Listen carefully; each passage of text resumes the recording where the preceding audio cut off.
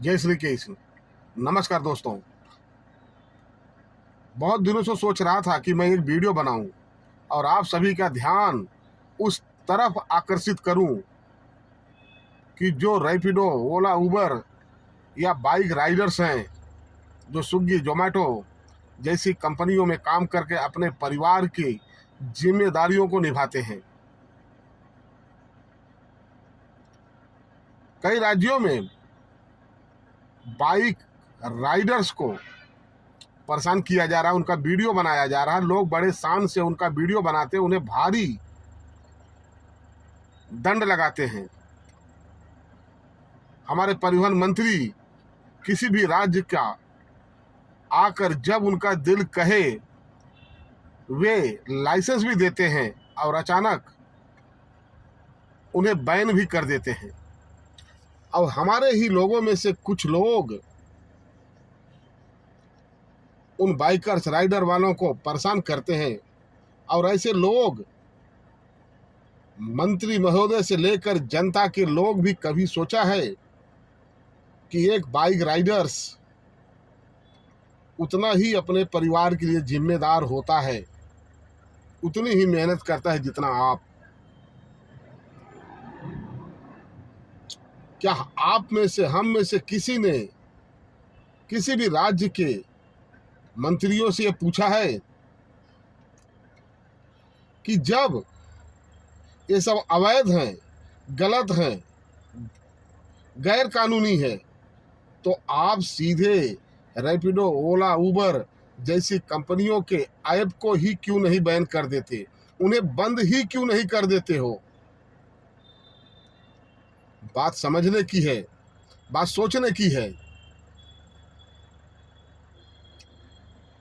कभी आकर कहेंगे कि ई बाइक चलाने की परमिशन है, क्या सुविधा दी है?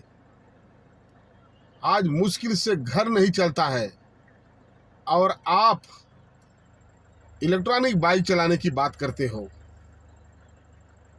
क्या सुविधा दी है आपने? क्या इलेक्ट्रॉनिक बाइक हवा में चलेगी?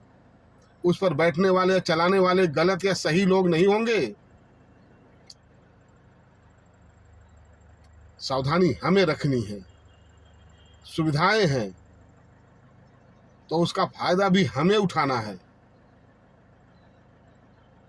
मैं खुद अस्पताल जा रहा था, बहुत से ऑटो वाले भाइयों को विनती की, डबल भाड़े देने की कोशिश की, बहुत से कई भाइयों को बोला, पर किसी ने हेल्प नहीं की। तब मैंने रैपिडो बुक किया और किसी भी तरह अस्पताल पहुंचा।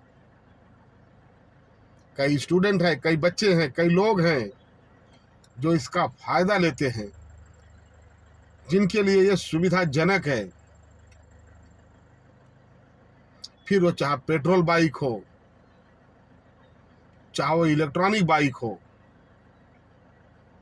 सुरक्षा जरूरी है, जागरूकता जरूरी है।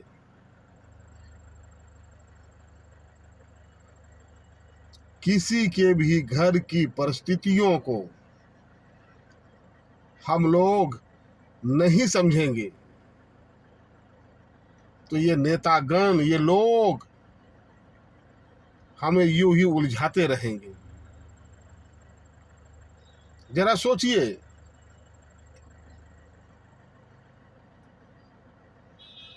कि बैन होने के बाद भी बाइक चल रही है, हर राइड पर जीएसटी भी कट रहा है, तो ये परिवहन महोदय, मंत्री महोदय अगर बैन करना चाहते तो सीधा ऐप को बंद करते, ऐप को बैन करते, किसी राइडर्स को तकलीफ नहीं देते।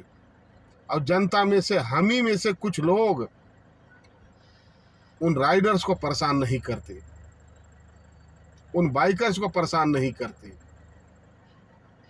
सब गलत नहीं होते हैं,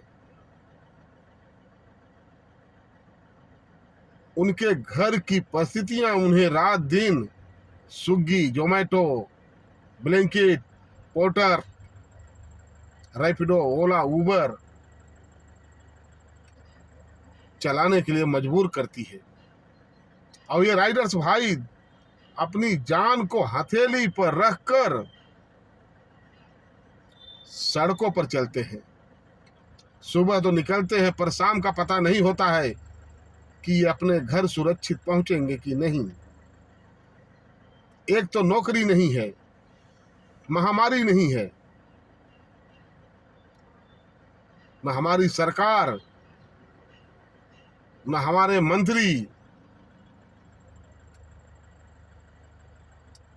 किसी ने ये सोचा है कि ये बेरोजगार आज फूड की डिलीवरी कर रहे हैं, रैपिडो, ओला, उबर चला रहे हैं, जैसे मिलता है मेहनत कर रहे हैं, चोरी तो नहीं कर रहे हैं। आज इस ट्रैफिक में, भीड़ भाड़ में बाइक राइडर्स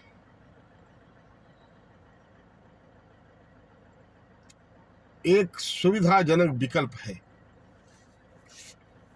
हाँ, उन्हें नियम बनाइए कि किसी के साथ गलत ना हो, बाइक की स्पीड ज्यादा ना हो, हमारा परिवार, हमारे लोग सुरक्षित हों। मेरे भी परिस्थिति खराब थी। मैंने कुछ दिन जोमेटो किया था, पोर्टर किया था। मैंने महसूस किया कि अगर लोगों का बस चले तो ये बोले कि हमें खाना खिला कर जाओ। आप अपनी सुविधा खुद नहीं चाहते हो, क्योंकि अगर आप सुविधा चाहते तो आप कमरे से बाहर आकर बिल्डिंग के, मोहल्ले के बाहर अपना सामान लेते, पर आप घरों तक बुलाते हो। सुविधा है तो सुविधा का गलत फायदा मत उठाओ। पहले सुधार खुद के अंदर करनी होगी। पहले हमें सुधरना होगा, हमें सावधान होना होगा।